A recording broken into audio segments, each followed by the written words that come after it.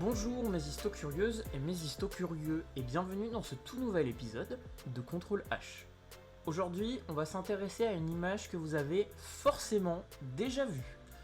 Que ce soit dans un documentaire, dans vos manuels de collège ou de lycée, et même dans un reportage télé un peu vintage, vous avez forcément vu cette image de foule rassemblée autour d'un mur, avec des gens qui frappent le béton à coups de marteau ou de pioche, et d'autres qui passent d'un côté à l'autre en riant, en pleurant, voire les deux à la fois. C'est une scène presque irréelle, on a l'impression d'assister à un moment où l'histoire bascule. Cette image, c'est bien sûr celle du 9 novembre 1989, la nuit où le mur de Berlin est tombé.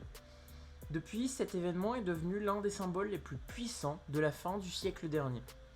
On en parle souvent comme d'un moment presque magique, une sorte de grande libération collective où le mur tombe sous la pression du peuple, avec lui toutes les divisions et tensions que l'ancien monde portait. Parce qu'il faut le dire quand même, que ce mur de Berlin, c'est pas un mur comme les autres. Il traversait une ville entière, il séparait des quartiers, des rues, parfois même des familles, et pendant plus de 30 ans, il a été le symbole très concret d'une frontière politique et idéologique qui coupait l'Europe en deux. D'un côté, on avait un système communiste allié sur l'URSS. De l'autre côté, on avait un bloc occidental organisé autour des États-Unis et des démocraties libérales. Et quand le mur de Berlin tombe, beaucoup y voient immédiatement la preuve que tout cela est enfin terminé. Dans l'imaginaire collectif, la scène est relativement simple. Le peuple se révolte, le mur s'effondre et la guerre froide disparaît presque aussitôt avec lui. C'est une histoire claire, assez spectaculaire et surtout très facile à raconter. Mais vous l'avez compris à travers ce podcast, l'histoire est rarement aussi simple qu'on la raconte. Car si la nuit du 9 novembre 1989 est spectaculaire, elle ne sort pas de nulle part pour autant. Elle s'inscrit dans un contexte politique, social et international beaucoup plus large que la simple ville de Berlin en cette soirée du 9 novembre. Cela fait des mois que des tensions, des manifestations et des réformes ont déjà commencé à transformer l'Europe de l'Est. Et dans plusieurs pays, les régimes communistes sont fragilisés, contestés, voire en train de négocier leur transformation. Berlin devient alors le théâtre visible d'un mouvement qui dépasse largement les frontières de la ville. Et c'est là que commencent les questions véritablement intéressantes que nous allons explorer au sein de cet épisode. Est-ce que le mur de Berlin est tombé simplement parce qu'une foule courageuse a décidé de briser la frontière une simple nuit de novembre 89 ? Est-ce que tout s'est joué en une seule nuit, dans un moment d'improvisation historique ? Et enfin, est-ce que la chute du mur signifie réellement la fin d'un monde divisé ? Accrochez-vous les amis, car aujourd'hui on remonte dans le Berlin des années 1980. La chute du mur de Berlin, la fin d'un monde, c'est ce que nous allons voir tout de suite dans Contrôle H.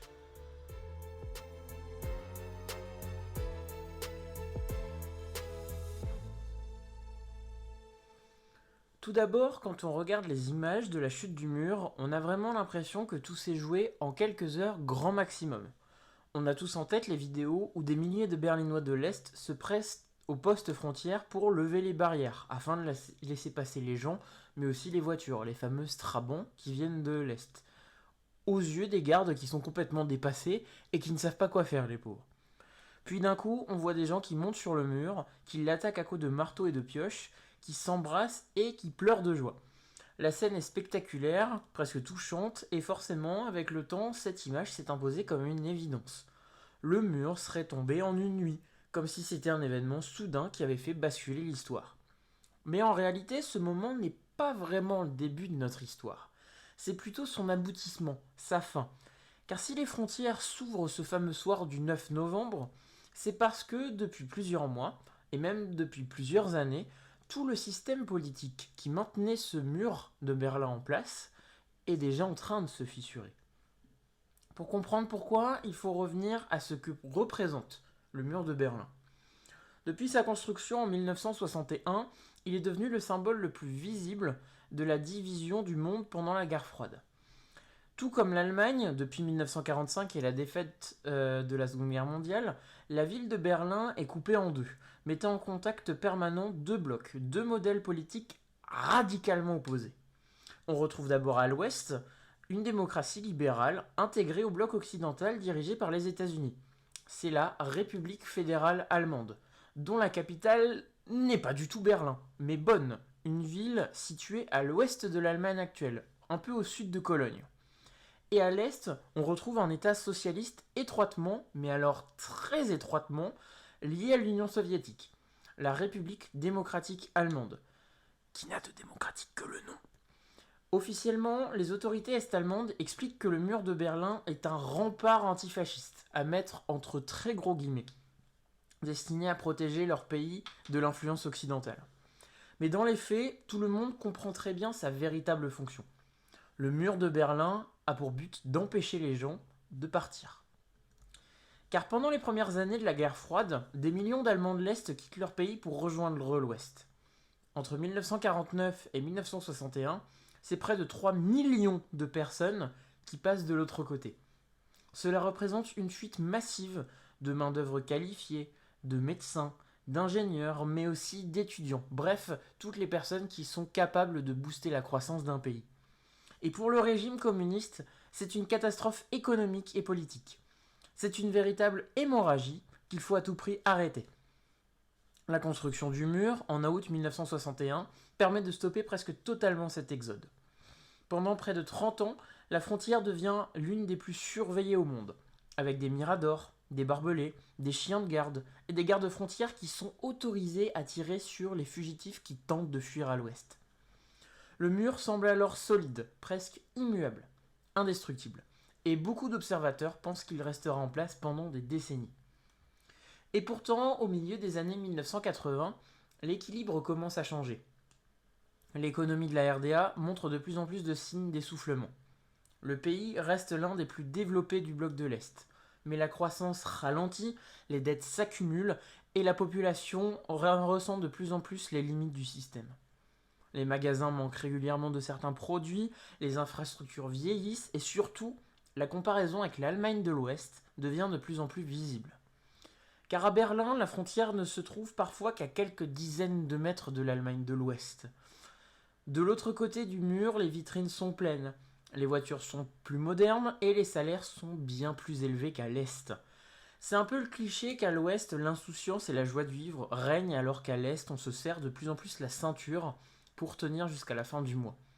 Et c'est ce contraste permanent qui alimente un malaise profond dans la société est-allemande. Mais le changement décisif vient en réalité de Moscou. En 1985, un nouveau dirigeant arrive à la tête de l'URSS, Mikhaïl Gorbatchev. Contrairement aux autres dirigeants qui le précèdent, Mikhaïl Gorbatchev est convaincu que le système soviétique doit être profondément réformé pour survivre, et réformé de l'intérieur. Cela peut paraître bizarre ce que je vais vous dire, mais il pense que le communisme, c'est-à-dire le modèle que prônaient Lénine et Staline, il doit se libéraliser un peu, c'est-à-dire qu'il doit se tourner un peu vers l'ouest, ce qui est complètement faux en URSS. Il lance alors 2 grandes politiques qui vont être à jamais associées à son image. La première, c'est la perestroïka, qui vise à moderniser l'économie par de grandes réformes structurelles, afin de relancer la croissance. Et la deuxième, c'est ce qu'on appelle la glasnost, c'est-à-dire une politique qui vise à encourager davantage de transparence et de liberté dans la vie politique. Ces réformes ont d'abord pour objectif de transformer l'URSS elle-même, mais elle a aussi des conséquences considérables pour les pays d'Europe de l'Est. Pendant des décennies, les régimes communistes de l'Europe de l'Est ont tenu en grande partie grâce au soutien, voire l'intervention directe, de l'armée rouge. Lorsque des mouvements de contestation apparaissaient, Moscou n'hésitait pas à envoyer des chars pour rétablir l'ordre. C'est ce qui s'est passé en 1956, lors de l'insurrection de Budapest, ou encore en 1968, lors du fameux printemps de Prague, en Tchécoslovaquie. L'armée soviétique a réduit les manifestations à néant. Mais à partir de la seconde moitié des années 1980, Mikhaïl Gorbatchev adopte une position très différente de ses prédécesseurs. L'Union soviétique n'interviendra plus militairement pour sauver les régimes communistes alliés. Cette décision, elle va radicalement changer la donne, car soudainement les dirigeants de l'Europe de l'Est comprennent qu'ils devront faire face seuls à leur propre population. Et c'est précisément ce qui va se produire en 1989. Dans plusieurs pays du bloc de l'Est, les contestations prennent de l'ampleur. En Pologne, le fameux syndicat Solidarność obtient la légalisation de ses activités et participe à des élections partiellement libres. En Hongrie, le gouvernement commence à engager des réformes politiques et économiques. Mais surtout, au printemps 1989, les autorités hongroises prennent une décision qui va avoir des conséquences inespérées et inattendues. Elles commencent à démanteler les installations militaires qui surveillent leurs frontières avec l'Autriche, pays du bloc de l'Ouest. Cette frontière faisait partie du fameux rideau de fer, comme l'appelait Winston Churchill, qui séparait l'Europe de l'Est de l'Europe de l'Ouest. En l'ouvrant partiellement, la Hongrie crée une brèche dans tout le système de contrôle des frontières du bloc communiste. Et très vite, des milliers d'Allemands de l'Est comprennent l'opportunité qui s'offre à eux. Beaucoup décident alors de partir en vacances en Hongrie, officiellement pour profiter de l'été parce que le climat est agréable, mais avec l'intention de ne jamais rentrer chez eux derrière. Une fois sur place, ils tentent de passer en Autriche, puis de rejoindre l'Allemagne de l'Ouest. Au cours de l'été 1989, le phénomène prend une ampleur spectaculaire. Des camps improvisés apparaissent près des ambassades ouest-allemandes, en Europe de l'Est, où des familles entières espèrent obtenir l'autorisation de partir. Des milliers de personnes réussissent à franchir la frontière hongroise. Et pour la RDA, c'est une autre crise majeure, semblable à celle des années précédant la construction du mur. Mais le pouvoir hésite alors sur la réaction à adopter. Certains dirigeants veulent réprimer les manifestations par la force, comme cela s'est déjà produit dans d'autres pays communistes. Mais d'autres craignent qu'une intervention brutale ne provoque une crise encore plus grave. Et surtout, ils savent que l'Union soviétique ne soutiendra probablement pas une répression violente. C'est cette incertitude qui affaiblit considérablement l'autorité du régime. En octobre 1989, face à la pression croissante, le dirigeant historique de la République démocratique allemande, Erich Honecker, est finalement contraint de démissionner. Les nouvelles autorités promettent des réformes, mais la situation commence déjà à leur échapper. À l'automne 1989, la RDA se retrouve donc dans une situation paradoxale. Le mur est toujours là, solide, bien surveillé, apparemment intact. Mais le système politique qui est derrière est déjà en train de vaciller. Des centaines de milliers de personnes manifestent, des dizaines de milliers fuient vers l'ouest et les dirigeants semblent incapables de reprendre le contrôle de la situation. Autrement dit, lorsque les frontières s'ouvrent le 9 novembre 1989, ce n'est pas un événement isolé qui fait tomber le mur. C'est le résultat d'un processus beaucoup plus long, fait de crise politique, de pression sociale et de transformation internationale.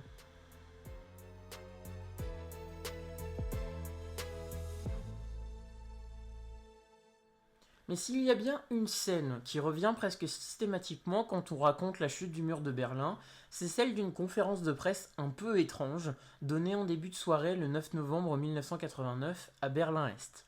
On y voit un responsable du régime est-allemand, visiblement fatigué à côté de ses pompes, répondre aux questions des journalistes. À un moment, il sort une feuille de papier, lit quelques lignes, hésite un peu et finit par prononcer une phrase qui va faire le tour du monde. Une phrase qui semble annoncer que les habitants de la République démocratique allemande peuvent désormais passer librement à l'ouest. Et lorsqu'un journaliste lui demande quand cette mesure entre en vigueur, il répond, après un court silence, immédiatement. À partir de là, tout semble s'enchaîner très vite. Les chaînes de télévision diffusent l'information, les habitants de Berlin-Est se précipitent vers les postes frontières, les gardes ne savent plus quoi faire, et quelques heures plus tard, les barrières s'ouvrent. L'histoire paraît presque absurde.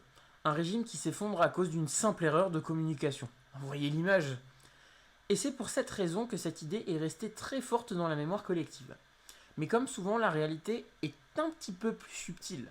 Oui, il y a bien eu une confusion lors d'une conférence de presse. Mais non, ce n'est pas seulement pour cette erreur que ça s'est passé ce soir-là. Pour comprendre cette séquence, il faut revenir aux heures qui précèdent la conférence de presse en elle-même. Donc nous sommes le 9 novembre, et la direction est-allemande tente désespérément de reprendre la main sur la crise politique qui secoue le pays depuis plusieurs semaines. Les manifestations continuent, les départs vers l'ouest se multiplient et la pression internationale devient de plus en plus forte. Les dirigeants de la RDA cherchent donc une solution qui permettrait de calmer la population sans pour autant provoquer l'effondrement du régime. Dans l'après-midi, ils adoptent une nouvelle réglementation sur les voyages à l'étranger. L'idée est de permettre aux citoyens de demander plus facilement l'autorisation de quitter le pays afin de réduire la tension politique et de calmer un peu les esprits. Mais cette décision, elle est encore floue. Elle doit normalement entrer en vigueur le lendemain, c'est-à-dire le 10 novembre. après que les administrations auront eu le temps de préparer les procédures nécessaires. Et surtout, elle ne prévoit pas une ouverture totale et immédiate de la frontière. Il s'agit plutôt d'un assouplissement bureaucratique, une tentative de donner l'impression que le régime évolue. Rien qui ressemble à la fin du mur. Pourtant, quelques heures plus tard, c'est exactement ce qui va être annoncé, ou du moins compris de cette manière. Venons-en donc à la fameuse conférence de presse du soir. Elle est animée par un membre important du Parti communiste est-allemand, Günther Schabowski. Comme beaucoup de dirigeants à ce moment-là, Günther Schabowski se retrouve propulsé dans une situation politique extrêmement instable. Le régime tente d'envoyer des signaux d'ouverture, mais il manque de coordination et de clarté. Schabowski lui-même n'a pas participé directement aux discussions qui ont abouti à la nouvelle réglementation sur les voyages. On lui a simplement transmis une note, peu de temps avant la conférence de presse, pour qu'il annonce la décision aux journalistes. Grossièrement, on lui a dit « Tiens mon gars, fais le boulot et démerde-toi ». Au cours de l'échange, un journaliste italien finit par poser la question qui va tout changer. Quand est-ce que les nouvelles règles vont entrer en vigueur ? Schabowski regarde ses notes, semble hésiter, puis répond d'une manière assez vague. Il explique que les citoyens de la RDA pourront désormais demander l'autorisation de voyager à l'étranger. Les journalistes insistent, est-ce que cela concerne aussi Berlin-Ouest ? Et surtout, quand est-ce que ça va être mis en place ?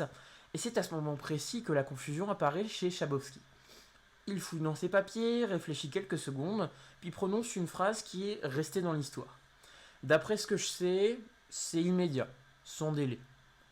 Et cette réponse n'est pas vraiment une décision officielle. C'est plutôt une interprétation improvisée d'un texte qui est très mal compris. Mais à cet instant, personne n'est au courant. Les journalistes présents dans la salle comprennent que la frontière est ouverte. Certains quittent immédiatement la conférence de presse pour transmettre l'information à leur rédaction. Et très vite, les médias occidentaux commencent à diffuser la nouvelle. À la télévision ouest-allemande, on annonce que les habitants de la RDA peuvent désormais franchir la frontière librement. Et c'est à partir de ce moment-là que la situation devient totalement imprévisible.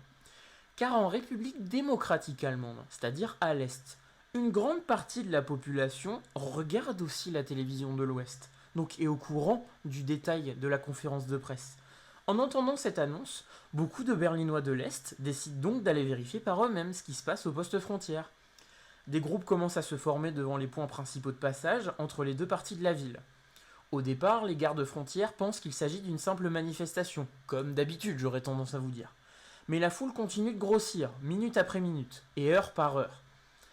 Très vite, la situation devient extrêmement tendue et instable. Les gardes frontières n'ont reçu aucune instruction claire. Officiellement, la frontière est toujours fermée, selon leurs directives. Mais en phase 2, des milliers de personnes réclament qu'on les laisse passer, en affirmant que la télévision vient d'annoncer l'ouverture des frontières. Les officiers tentent de contacter leurs supérieurs pour savoir quoi faire, ils sont un peu désemparés. Mais à Berlin-Est, personne ne semble vraiment comprendre ce qui se passe. Les dirigeants politiques sont eux-mêmes pris de court par la tournure des événements. Parmi les différents points de passage que compose le mur de Berlin, l'un d'eux va jouer un rôle particulier dans sa chute. C'est le poste frontière de Bornholmer Straße. C'est là que la pression de la foule devient la plus importante au cours de la soirée. Des milliers de personnes se massent devant les barrières, scandent des slogans et exigent de pouvoir passer. Les gardes frontières sont de plus en plus nerveux. Ils savent que la situation pourrait dégénérer d'un moment à l'autre. Tirer sur la foule serait un désastre politique, mais ouvrir la frontière sans ordre officiel serait tout aussi impensable dans le fonctionnement habituel du régime. Pendant plusieurs heures, les officiers hésitent. Ils appellent leurs supérieurs, demandent des instructions, mais les réponses restent vagues ou contradictoires, ce qui est encore pire. Personne ne veut prendre la responsabilité d'une décision aussi lourde de conséquences. Finalement, vers la fin de soirée, le commandant du poste frontière de Bornholmer prend une initiative qui va changer le cours de l'histoire. Pour éviter que la situation ne devienne incontrôlable, il décide de son propre chef d'ouvrir les barrières et de laisser passer la foule. Et c'est à partir de ce moment-là que tout s'accélère, que c'est open bar. Les premiers Berlinois de l'Est franchissent la frontière sous les applaudissements de ceux qui les attendent à l'Ouest. La nouvelle se répand très rapidement comme une traînée de poudre dans la ville entière. D'autres postes frontières commencent à ouvrir à leur tour, et dans les heures qui suivent, des dizaines de milliers de personnes passent d'un côté à l'autre de Berlin. Certains montent sur le mur, d'autres commencent déjà à en détacher des morceaux de béton, comme des souvenirs historiques. On pourrait donc dire que la chute du mur est le résultat d'une énorme confusion administrative, amplifiée par les médias et par la réaction de la population. Mais en réalité, cette explication reste incomplète, on l'a vu. Car si les gardes frontières ont finalement ouvert les barrières, c'est aussi parce qu'ils savaient que le régime n'avait plus vraiment la capacité d'imposer son autorité par la force. Les manifestations des semaines précédentes, la crise politique qui secoue la RDA et l'absence de soutien soviétique avaient déjà profondément affaibli le système.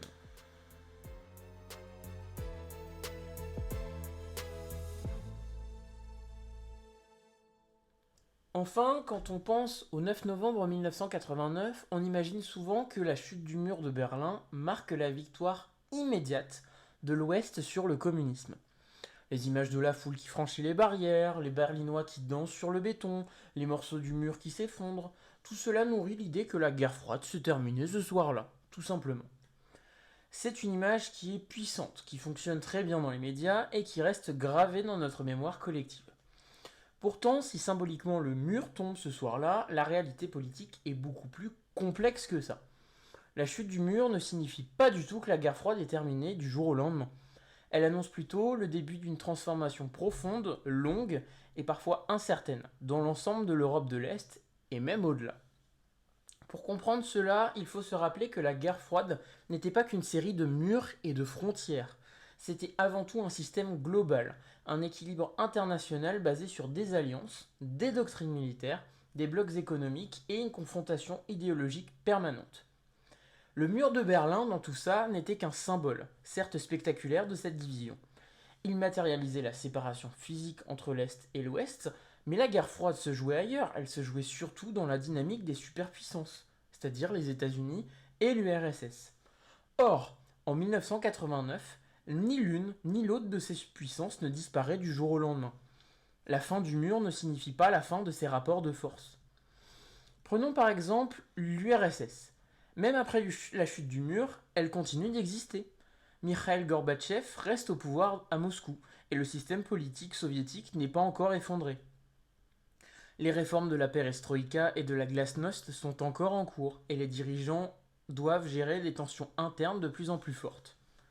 L'effondrement du bloc de l'Est est un processus qui s'étend sur plusieurs mois, voire plusieurs années, avec des négociations, des transitions politiques et parfois des crises majeures. La chute du mur de Berlin est donc un point symbolique dans une série d'événements, mais elle n'est pas la conclusion de la guerre froide. De plus, la chute du mur révèle aussi les difficultés des pays de l'Est à se réinventer. La RDA n'existe plus que quelques mois plus tard, mais l'Allemagne réunifiée ne se fait pas sans heurts pour autant. La transformation économique, sociale et politique est immense. Les habitants de l'Est doivent s'adapter à de nouvelles institutions, à une économie de marché, synonyme de l'Ouest, et à une démocratie libérale, souvent très différente de ce qu'ils connaissaient. Dans d'autres pays du bloc de l'Est, comme la Pologne, la Tchécoslovaquie, la Hongrie ou la Bulgarie, la transition est également longue et complexe. Il ne s'agit pas seulement de dire le mur est tombé, tout est fini. Il faut comprendre que la symbolique du mur masque une réalité beaucoup plus nuancée. Un autre point qui est souvent oublié avec la chute du mur de Berlin, c'est la dimension sociale et économique. Pour faire simple, la chute du mur est vécue comme une libération politique spectaculaire, mais elle ne résout en aucun cas les problèmes économiques et sociaux qui pesaient sur la population. Les habitants de l'Allemagne de l'Est découvrent une nouvelle réalité, qui implique le chômage, la réorganisation industrielle et l'adaptation à une économie de marché très compétitive. Dans d'autres pays du bloc de l'Est, les transitions politiques se font dans la douleur, avec des gouvernements fragiles, des tensions sociales et des réformes économiques qui sont parfois très brutales. La fin du mur n'est donc pas synonyme de stabilité immédiate. Elle inaugure plutôt une période de réalignement complexe où chaque pays doit trouver sa place. Il faut aussi rappeler que le symbole de la liberté est très fort à Berlin, mais qu'ailleurs en Europe de l'Est, le changement est plus progressif. La Hongrie et la Tchécoslovaquie, par exemple, ont commencé leurs réformes avant même la chute du mur. La Pologne a organisé ses premières élections semi-libres en juin 1989. Dans chaque pays, la transition est différente, et les défis restent nombreux. La chute du mur n'est donc pas une conclusion, mais un jalon dans un processus de transformation continentale. Et puis bien sûr, il y a la question de l'URSS elle-même, qu'on évoquait un petit peu en début de cette partie. Après 89, l'Union soviétique continue d'exister et exerce toujours une influence sur ces républiques. La véritable disparition de l'URSS ne survient qu'en décembre 1991, soit 2 ans après la chute du mur de Berlin. Les réformes de Gorbatchev ont provoqué des tensions internes, des mouvements indépendantistes et des crises économiques. Mais ce n'est que dans le cadre de cette lente désintégration que la guerre froide prend réellement fin. La chute du mur est donc un symbole précoce, un symptôme avant-gardiste que l'ordre de l'après-guerre est en train de changer. Mais elle ne met pas fin immédiatement aux tensions idéologiques et géopolitiques qui ont caractérisé les décennies précédentes. Ce qui rend cette idée reçue si séduisante, c'est qu'elle simplifie énormément les événements. Voir le mur de Berlin tomber, c'est voir l'histoire se transformer sous nos yeux. C'est un moment spectaculaire, mais surtout un moment physique, facile à raconter et à mémoriser. Même si les témoins commencent à disparaître, que ça fait déjà 40 ans que c'est vécu, on a encore des témoignages de personnes qui se souvenaient être descendues dans la rue et avoir vu le mur tomber. Mais l'histoire réelle est beaucoup plus nuancée que cela. Derrière la scène mythique de Berlin, il y a des semaines, des mois et même des années de contestation, de négociations, de réformes et de tensions. La fin du mur n'est pas un miracle. C'est l'aboutissement d'un long processus où la société, la politique et la diplomatie internationale s'entremêlent. Et c'est un processus qui continue bien après la chute du mur de Berlin.